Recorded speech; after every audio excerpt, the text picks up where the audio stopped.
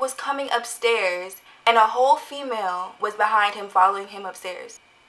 Sis! He comes upstairs, like now he's on the first floor, and she walks towards the door like she's about to leave. But before she leaves, as she's walking to the front door, I overhear her, have very good ears, I overhear her say, "Hi you guys, it's Chris here, and we are back with another banger." If you are new to my channel, welcome. Thanks for tuning in. You will not be disappointed. Be sure to subscribe down below, turn your post notification bell on, and show me some love down below in the comments, and I will show you some love back because I'm gonna make sure I'm gonna be down in the comments after this video. If you have not already, follow me on Instagram. Make sure you do that. My Instagram is Killa Kryss. And also, make sure you record a clip of this video so that I can post it on my story. Just make sure you tag me when you post it on your IG story, and I will do the same, sis. But let's get right into this video. Today, we are going to be spilling a little bit of tea. Then in here, 2 shots of vodka. About my ex who decided that he wanted to cheat on all of this. Right, sis, that's what I'm saying. I don't understand. So I'm gonna be doing my makeup while I'm telling you this because I have somewhere to go. So yeah, if you don't mind that, then keep watching. So let's just get into the video. But first, let me take a sip of my kombucha. This is the Kavita pineapple peach flavor, and it's so good. My hair is looking a little ratchet right now. I have it up in a bun. Please don't judge me. Just keep your opinions solely to yourself, okay? Okay. Today, I'm gonna be letting y'all all up in my business while I'm gonna be telling you guys my story time on me catching my ex-boyfriend cheating on me. I'm trying not to. Oh no. Don't say that. I'm gonna be doing my makeup in the meantime because I have somewhere to go, and I figured, like, why not just kill 2 birds with 1 stone? You guys know, like, that's what I like to do. Okay? Period. Alright, so this story has a little back story to it. Let me start with my foundation because I don't want to take too long.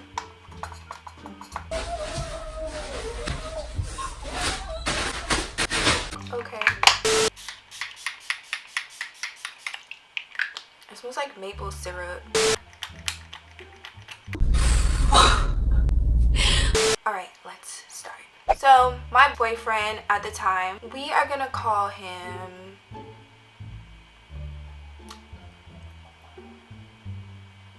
We're talking for like about 6-7 months prior to us being in a relationship, okay? So we were talking for like about 6-7 months prior to us, you know, making it official.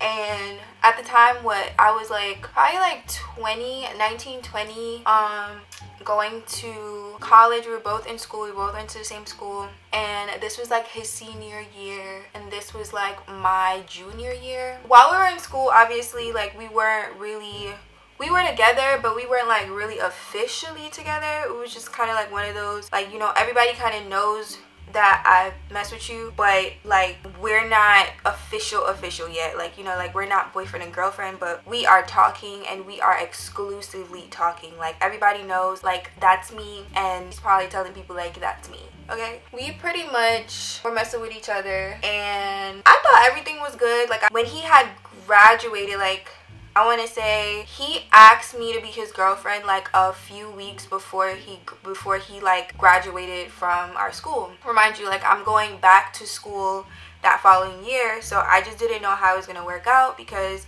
he lives in a whole nother state than I live in, and it was just kind of like, I don't know how this is gonna work out. But because I really loved him, and I knew that this was the person that I wanted to be with, I was like, we're gonna make it work, like, it's whatever. But we were like about 3 hours apart, so we were in a long distance relationship. I go back to New York because you guys know that's where I lived at the time, and he goes back home. And while like this was like the summer after school ended, and you know, I'm out in New York with my friends, being a loyal, faithful girlfriend. At the time, I was working at the Gap, and it was one of those nights where I had like got off like super late or whatever, and I was like on the phone with him. And remind you, actually, let me go back. While I was working that day, I remember talking to him. He was telling me he was going through some stuff. At the time, like, you guys know, if you work at, like, in retail, you know, like, you don't get paid that much, okay? You get enough if you're not paying, like, super heavy bills. You can survive on your own, low-key. But I was working at the Gap, and at the time, he wasn't working. He was still trying to find a job. Like, he had just graduated, whatever, got his bachelor's. He was still trying to find a job in his field. And I remember, like, him telling me, like, he didn't have money to, like, go to work. So as a real bitch should and would always hold it down, I ended up sending him some money to make sure that he got to work, enough for the week to make sure he got to work and to get food and stuff, like, while he was there, while I'm over here struggling, trying to help him out, trying to make sure I'm good, and also trying to make sure, like, he's good. Because, like, as a girlfriend, you know, you want to make sure that you're there for your man. Like, if he needs help, you are there to help him. If I need help, he's there to help me. It's supposed to be a balance. It's supposed to, you know, hold each other up when each other is down. If I have it, like, just know that you have it. That's how I think. I feel like, yeah, like, he definitely was the same kind of guy. But I feel like we were both very young, and we were both trying to figure stuff out. But long story short, anyways, so I was at the Gap, and I was working, like, a long shift that day. And I remember, like, walking. So, like, in New York, where I live, there's, like, a terminal. And I was walking to the terminal, and I was on the phone with him. And I was, like, about to get on the bus to go home. At the time, I wasn't driving. I was taking a public transportation. But if you're from New York, you know, like, that's just, like, regular. That's normal. So I was getting on the bus. I was waiting for the bus, actually, when I was on the phone with him. And I remember he said that he was, like, out. Like, he was out at the bar or something like that. He was, like, out with friends. And when we were on the phone, we were talking for a good, like, maybe 20 minutes. And then he was like, hold on, I gotta call you right back. So I was like, okay. And when he had switched the line over, he was on the it's like he didn't know that I was still on the phone. It was like a three-way call at this point. You're so dumb. You are really dumb. For real. So he switched the line over, and I'm hearing the conversation that he's having with the other person. And it was something like, I'll be there in a few minutes. I'll let you know when I'm home, and then I'll text you to come over. Or something like that. So when he got back on the phone, I think I hung up the phone, and he called me back, and then he was basically, you know, trying to finish our conversation. And I was like, who is that? I was like, what? Why'd you tell me hold on or whatever? It's like, oh, my man was calling me, my friend was calling me, and I'm about to link with him or whatever. So I'm like,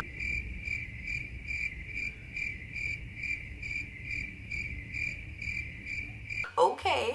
But you know, as a girlfriend, you always have that instinct. Like, as a woman, I think us women, we just always have, like, that instinct where if a guy is lying, we just know. Like, they think they be so slick, and the lies just be so, like, mediocre and just not well thought out, and we be 10 steps ahead of them and not even be realizing. But as soon as he said, oh, that was my bro, like, I'm about to go link him after I leave here, I knew he was lying.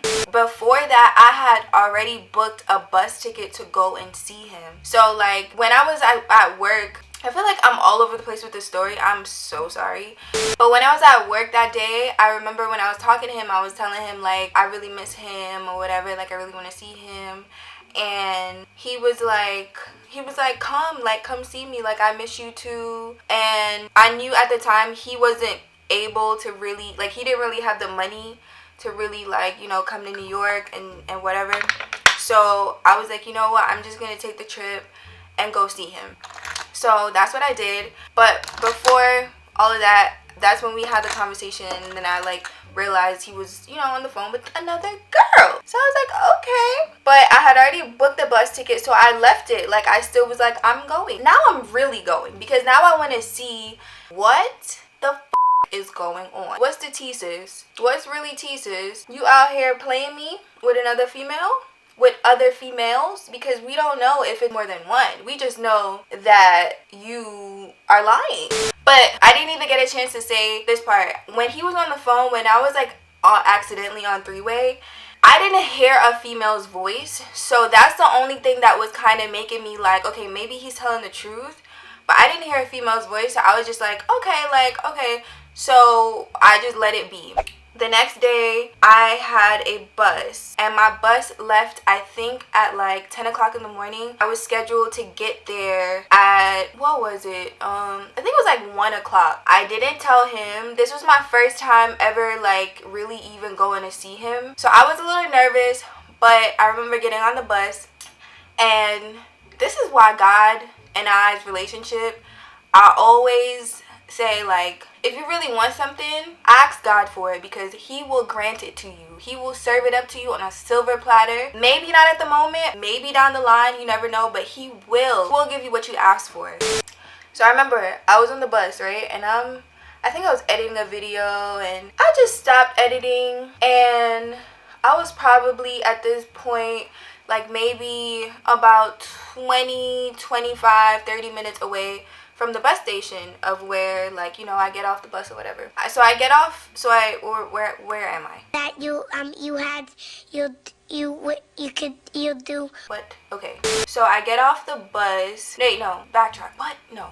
So I'm on the bus and I stop editing, and I just was like having a conversation with God. Like, I think I was probably next. I don't think I was next to anybody, but I don't be caring. I be talking to God out loud, even if somebody's around. Like, I don't be caring, okay? Like, if I have something to say to him, I'll say it. I might like say it low, like, God, please, like, you know, please look over me. Like, I really need you to give me some guidance right now, give me some clarity. But I'll say it low so I don't look crazy.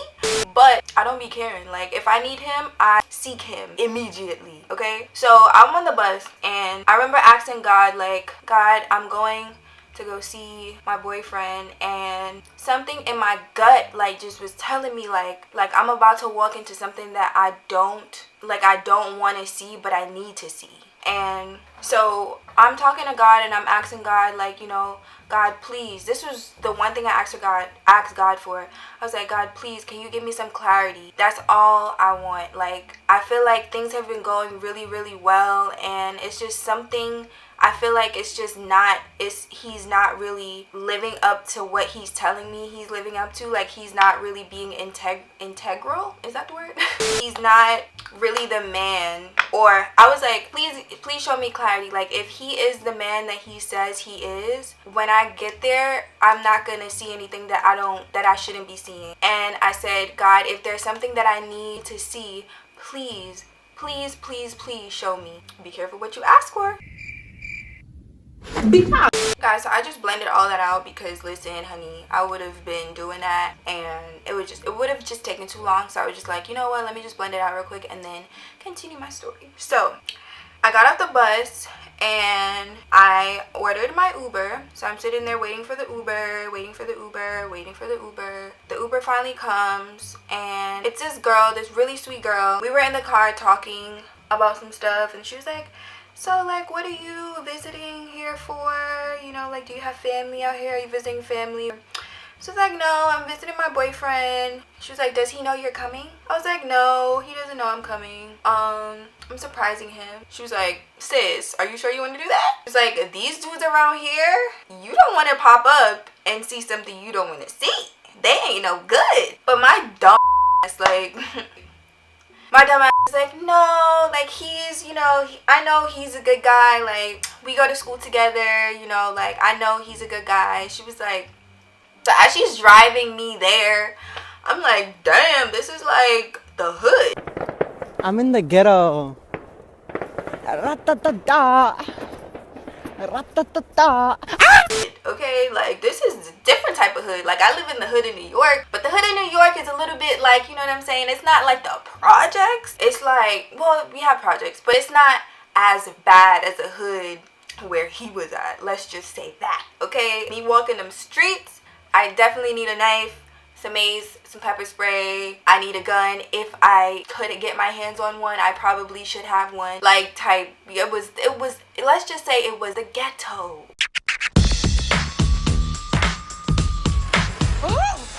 The ghetto.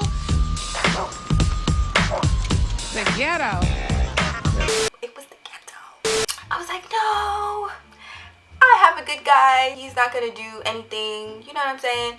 I was like, we're good, sis. We're good. So she was like, okay. So the whole time after she said that, I think that's when I started to realize, like, maybe this wasn't the best idea. So I decided, when she pulled up to the house, I decided to call him. I called Mr. Joe several times. I called him about 3, 4, 5, maybe, like, let me not exaggerate. I probably called him like 3 times. And then I tried to FaceTime him. He did answer. So I was like, okay, thanks for the ride. She was like, are you sure you want me to like pull off? Like, just in case he doesn't answer the door, do you want me to wait? Like, sis already knew what I was about to walk into, and that's what she was trying to warn me. But I was just so dumb that, like, I didn't think that this was really gonna happen. Like, I didn't think that anything was gonna happen. So I was like, you know what? Like, let me just ignore the hate and the negativity of what this Uber driver is trying to, like, throw on me right now. Let me just block it off, and let me just go and ring the doorbell. So I went and rang the doorbell, and his mom answers the door. She's like, hey, how are you? Da-da-da. Like, everything's fine. So, remind you, I didn't even take my luggage out of the car because I didn't know what was gonna happen. So I was like, hey, is Joe home? Like, is he home? And I remember saying a little joke to his mom. I was like, is he home? She was like, yeah, he's here. I was like, he better not have nobody downstairs, because he lived in the basement. No, why would he do that? So, sis.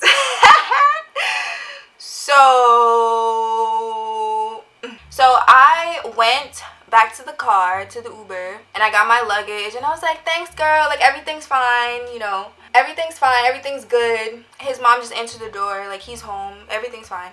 She was like, okay, all right, no problem. It's getting dark. Hold up. She was like, okay, no problem. Let me know. And she gave me her number. She's so sweet. She gave me her number. She was like, let me know, like, when you're ready to get picked back up to, take you back to the station, because I can just pick you back up. She was like, okay, no problem. That's fine. I end up going inside. I walked inside, and I went to the basement door. His mom was standing right by the door. I walked through the door, bring my luggage through the door, and I walk to the basement door. It's like the kitchen is right here, and then the basement door is right here. So I walk here, and I'm like standing right by the kitchen and like the living area, and his mom is standing by the door. So I look downstairs, and he's coming upstairs from the basement. Why this was coming upstairs and a whole female was behind him, following him upstairs?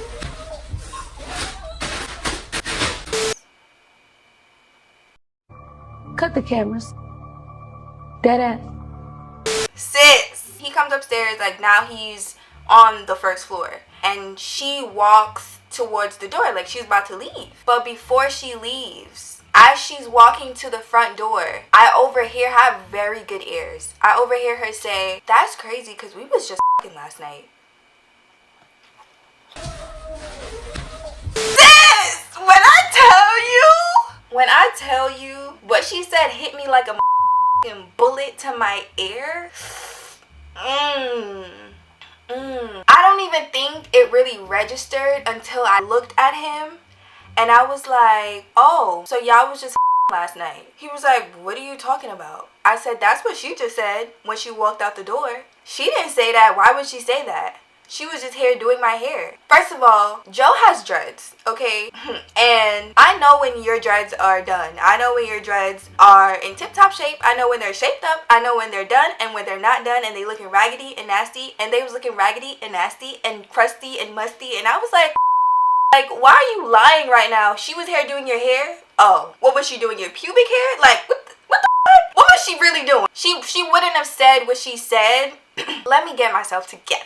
Okay? She wouldn't have said what she said if it wasn't true. Like, I feel like it's one thing to be petty or whatever, but like, no. First of all, she came upstairs looking crazy as hell. Her hair was like in a quick bun. Like, you could tell she didn't really do her hair. Like, she just probably woke up, and he looked the same way. So when I looked at him and I was like, oh, so y'all was last night, and he was trying to like defend himself, lying or whatever. I don't know if it took him a little while for him to finally admit that they were having sex. I can't believe that I walked in on him cheating on me. Like, and it just it brought me back to when I was on the bus and I was like, God, please let me in on what you want me to see, because I need to see it. Like, I have to see what I need to see so I could move on. Like, I could just, you know, get my life together, like just move on from him, because he's clearly not the one for me if he's out here doing this. It hurt me so bad. Like, I remember like just tearing up and crying. And it's so crazy because his mom and I were like kind of close, or we were getting close, and his mom was even like low-key trying to defend him. Like, when I was arguing with him, I was like, are you kidding me? Like, you're really here cheating on me? You really here got a whole da-da-da-da-da-da-da. I'm like, you really here got a whole female in here with you, and you sitting here lying to my face after I just came all the way from New York to see you. I literally came all the way here on my last dime. Like, literally had no money. I barely had any money to even get back to New York, so I was even more pissed about that, because I was just like, it's just the dumbest thing for me to ever use my last on somebody. And I told myself like I would never do that again, because this is what I get in return. So long story short, like, we were going back and forth, and he finally like admitted like, yeah, like, I said, because I had asked him, I was like, how many times have y'all had sex? It was only one time. It was only one time. It was like, you're still lying. Really? You're still lying. Joe, how many times have y'all had sex? Like, how long has it been going on for? It was just going on for like about 2-3 times. It just happened 2-3 times. I was like, were y'all having sex with a condom? I mean, I only put the tip in. What? Yo, my mind blown all the way. Bro, all the things was just going in my head. And then I was like, let me see your phone. I wanted to see his phone. I still wanted to see what else was going on, because I was like, if he's out here doing this, he's definitely out here doing other things too. So I saw his phone, and it was a lot of females. It was not just one, it was not just two, it was not just three, it was multiple women, okay? Like, it was to the point where I was like, this man really might have a problem. Like, he is probably dealing with something deeper than just, he has a sex addiction. Like, he has a problem. Like, something is wrong, because the type of messages that he was like sending out, some girls would give him play and some girls wouldn't. So it was like, you're out here really just out here, like, you're just really out here for everybody, because you out here texting females that's not texting you back. Or it would just be like flirtatious texting back and forth about like having threesomes, and like, it was just a lot. It was a lot, okay? It was a lot. And I was honestly like, wow, like, I can't believe this. At this point, I'm like, I'm going back home. I was dreading it though. Like, I literally was dreading it. Like, I had called my friends, and I was just telling them what happened, and they were like, Girl, you need to make sure that he pays for your ticket to go back home. Tell that nigga to drive you to the bus station.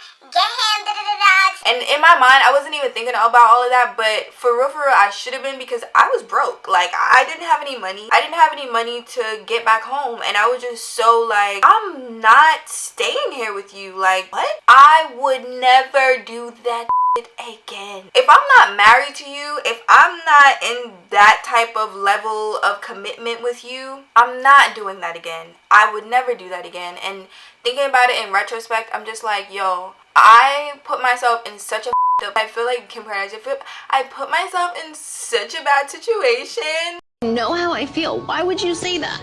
Like, you put me in such an uncomfortable situation. Like, you know I'm not happy. You know I'm trying to see if it'll work out here, and I know that it's not. Like, bro, because at the end of the day, I went there with the intention of surprising him solely. And it was like all the little like hints on my way there, and even before I even got on the bus, like when I was thinking about the conversation that he was having on three-way, didn't even know that it was on three-way or whatever. And then the Uber lady, like, and then me saying to God on the bus when I have felt that gut feeling, you know, like when you get that gut feeling, and asking for clarity, like all those things spoke to me afterwards, because I was like, I knew that this was gonna happen, but I just didn't, like, it's almost like I knew something bad was gonna happen, but I didn't know what it was, you know, like I didn't know that it was gonna be that. And it was just like, yo, I got played. After I had got off the phone with my friends or whatever, I was just telling him, like, I'm really disappointed in you. Like, I really thought that this was really something, and you know, you showed me a side of you that I don't think you've ever shown to another female. Like, the way that he used to talk to me, I could tell. It took me a long time to even get him to open up and be emotional and vulnerable. So I knew that he wasn't the type to like just like jump from female to female. And at the time, like, I don't think he was really when we were in school, I don't feel like he was ever really messing with somebody on that level. But I don't know. I could be wrong. Don't come for me in the comments. I could be wrong. But at least that's how he made it seem to me. But long story short, yo, like,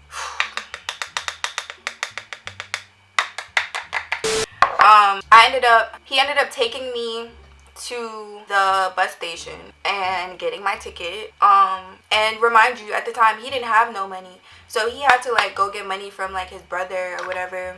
I was just like, this is a hot mess. Like, I come here, I'm like, this is some ghetto ass shit. I'm just like, so you cheating and you're broke? You gotta choose one, sir. I was over it, okay? When I tell you I was over it, I was like, this is not my life. This is not my life. This can't be my life. There's no way. Like, what? So yeah. So I ended up going to the bus station, and it's so annoying because they didn't have any available buses for like about an hour or like 2 hours. So he was just in there with me, and then all of a sudden I look at the and he's like on the floor crying. Like, oh my gosh, I'm so sorry that I did that to you. Like, I really didn't mean to do that to you. Like, I can't believe that this is so up. I'm like, I'm leaving you. Like, I don't care. You really played yourself. Like, you thought you was playing me, but you really played yourself because, first of all, she don't even look that good. Like, if she was in high school. I asked him, it's like, how do you know her? I met her at my old high school. Bruh, you're a whole college senior graduate. Why are you with somebody in high school? Now I should probably report your ass to the police. Cause now you on some R. Kelly shit. But no. He's like, sir, why are you with these little ass girls in high school, bro? Like, you're a whole college graduate. I'm just confused. Make it make sense. He was just on the floor crying like, oh my gosh, like, I can't believe this. Everybody always leaves me, though. Everybody in my life always leaves me. I feel like everything's always being taken from me. Shut up. It's a recurring pattern in your life because you're allowing things to happen. Like, you're fucking people over all the time. So what do you expect? Like, yeah, karma's try her. Like, I was just ignoring him. Like, I wasn't even paying him no mind because I was just like, when I see guys cry and try to play the victim after they did some shit, it just makes me not want to them even more because it's like you're really sitting here crying, shedding tears after you cheated on me. Like,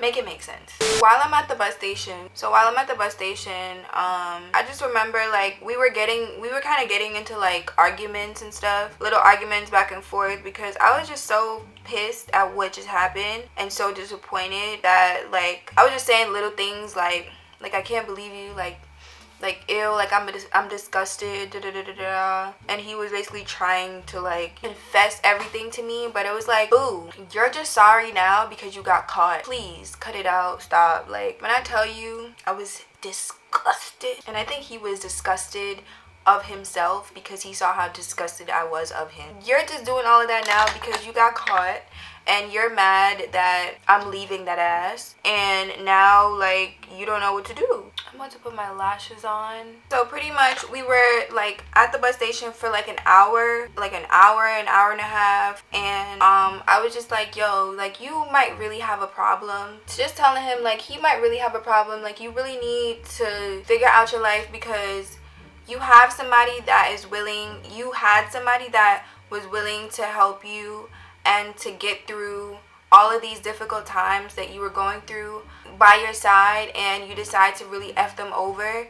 And on top of it, it's not like you F them over like once, you did it with multiple women, and I'm sure you are lying to multiple women about your status, like telling people that you were single, telling girls whatever that, you know, whatever it was that they needed to hear so that you can get in their draws. And you lied and hurt a lot of people's feelings, and I just feel like that was just very, very, very low. And you really gotta like check yourself and get into yourself, because there's something wrong. Like, there's really something wrong. And I was just trying to be, even though I was hurt, I was still trying to help. Any other girl would probably be like, no, you, like, I'm leaving, like, do not speak to me.